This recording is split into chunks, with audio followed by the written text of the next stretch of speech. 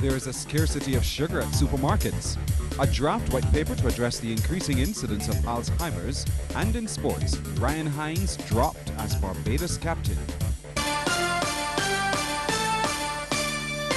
Credible, balanced, committed. This is the CBC Evening News. A very good evening to you. I'm Pearson Bowen. This is the CBC Evening News. And we begin tonight with this developing story on Clico. Another major step has been taken in efforts to rescue the financially troubled Clico International Life Insurance Limited and safeguard its policyholders. The judicial manager, Deloitte Consulting Limited, has submitted a restructuring plan for the company to the High Court. The filing was done yesterday. Kent Jerson has more. Deloitte says it has recommended several restructuring options believed to be in the best interest of Clico International Life's policyholders. Each option, Deloitte says, has its own funding implications. With that in mind, the judicial manager will enter discussions with the governments of Barbados and the Eastern Caribbean to confirm available funding. When that has been determined, Deloitte will then seek final approval from the High Court for the company's restructuring.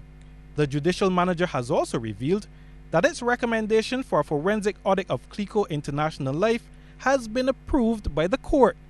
The recommendation stemmed from the high percentage of the insurer's stated assets that could not be verified. As for Clico's policyholders, Deloitte says it will shortly commence hosting meetings with them to give a comprehensive update on the insurance company and the different options considered for restructuring. Those meetings are scheduled to start next week in Barbados and all the Eastern Caribbean territories where the insurer has a presence.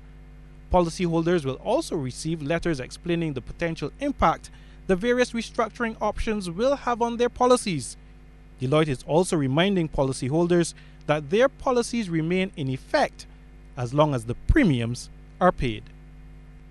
Well, over in Port of Spain, Clico's former group financial director, Michael Carballo, says strange commissions, exorbitant bonuses and significant weaknesses in internal controls were the order of the day at CL Financial. He was giving evidence for the second day to the Commission of Inquiry into the collapse of CL Financial and the Hindu Credit Union. Mr. Carballo said there were significant weaknesses in internal controls at the insurance conglomerate and problems in terms of proper segregation of duties. On his second day of giving evidence, the former CL Financial Group financial manager, Michael Carballo, said by 2009, when the group found itself facing liquidity troubles, Montai wanted his company, Stone Street Capital, to arrange a sale of Clico's majority shares in Republic Bank Limited. Stone Street wanted to ensure, if it did in fact strike a deal with CL Financial for the sale of the 88 million odd Republic Bank shares, it would be a situation whereby Stone Street Capital, via the deed of charge, will be automatically be able to retain its 1.75% commission before transmitting the other proceeds onto CL Financial to deal with its creditors and to obtain the surplus cash available if such a sale transaction did occur. Mr. Carballo said he disapproved of this idea. Stone Street Capital will be seeking at this point in time to generate fees of $194 million for itself without attempting to really grapple with the problems. And so the board members really felt that perhaps Stone Street Capital, and I'm talking on behalf of the board, but this is how they felt, that Stone Street Capital was not seeking the interests of CL Financial at this point in time.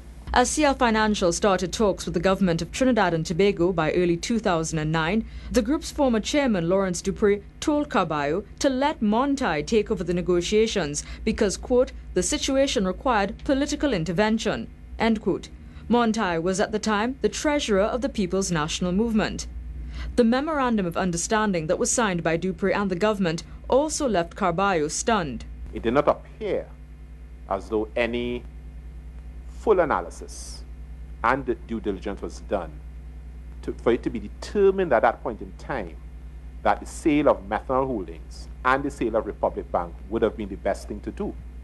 I am not too sure why those two assets in particular were singled out, and why, there could have been other sectors that could have been disposed of. I mean, these are your two primary assets, and in my view, coming up with any immediate plan that involves the sale of your two primary assets.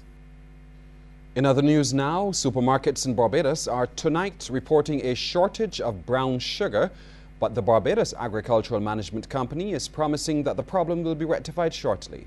Peter Thorne reports. Purchaser at the Trimart supermarkets, Yvette Griffith, says they've been experiencing a shortage of the product for the past 2 weeks. She says checks with Bryden's, Hills Milling and the Barbados Agricultural Management Company to get supplies of the product have borne no fruit. Ms. Griffith says Trimart has been assured that once the product arrives in the island, they will have an adequate supply. She says they are down to white granulated sugar only, noting that Barbadians love brown sugar and are requesting it on a daily basis, and they are eagerly looking forward to its return to supermarket shelves. But sources at the Barbados Agricultural Management Company say a supply of brown sugar has arrived in the island from Guyana and should soon be available to businesses. They have explained that there was a delay in the shipment to Barbados, but it arrived in the island on Monday and is being offloaded. Barbados produces thousands of tons of local sugar annually, but most of it is exported to the European Union to meet the island's quota requirement. Officials say just a few hundred tons are left, which is insufficient to satisfy domestic consumption, and Barbados has now turned to Guyana to fill that void. Peter Thorne, CBC News. Tropical storm Ophelia has formed in the central Atlantic. At 11 o'clock this morning, the center was located at 13 degrees north, 43.6 degrees west, or about 1,200 miles east of the Lesser Antilles. Its maximum sustained winds are 60 miles per hour. Although Ophelia is not expected to directly impact Barbados, some pockets of scattered showers and occasional gusty winds will spread across the island starting tomorrow. Similar activity is expected to continue into the weekend.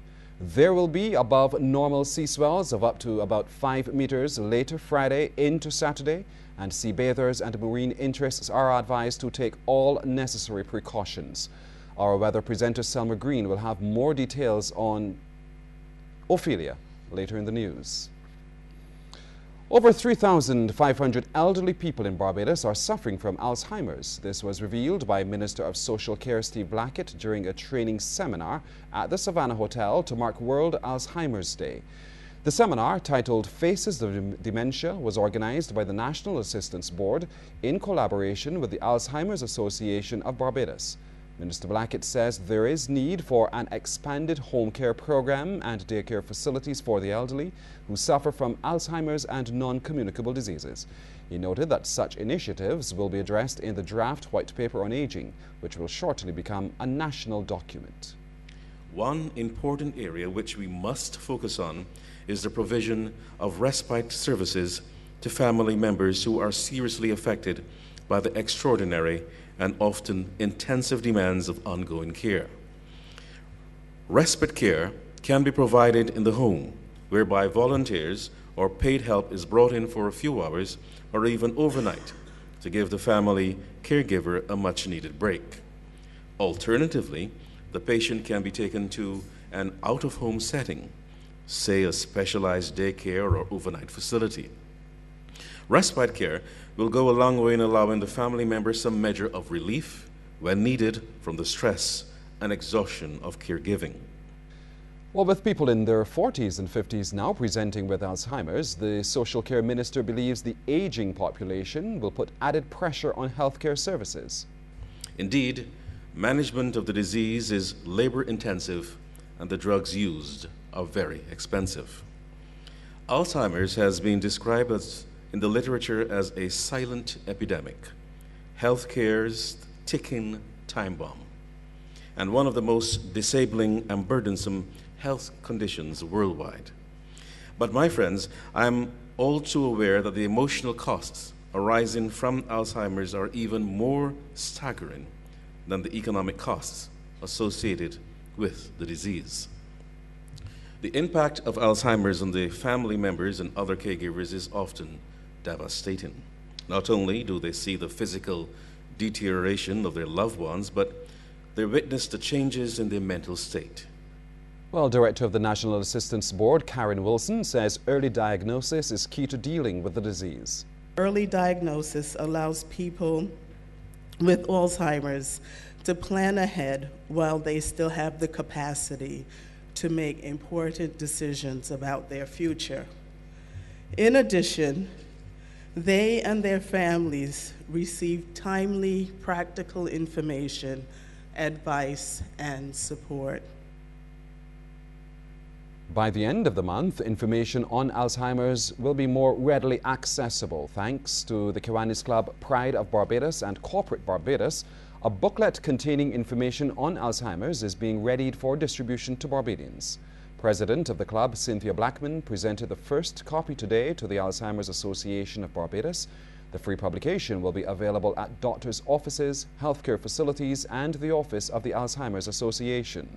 What we hope is that through this book, that persons who are living with the disease will be better able to manage that disease, and those caregivers will also have an opportunity to learn a little bit more in terms of how to care for these persons.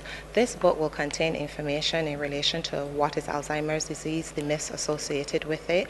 It also carries information in terms of the signs, the symptoms. It speaks also to the caregivers and the care that they need to give for themselves, and how we as the general public can identify the signs of Alzheimer's, and also how we can support persons that are caring for persons with the Alzheimer's disease. The Kiwanis Club also made a monetary donation to the Alzheimer's Association to assist with their efforts.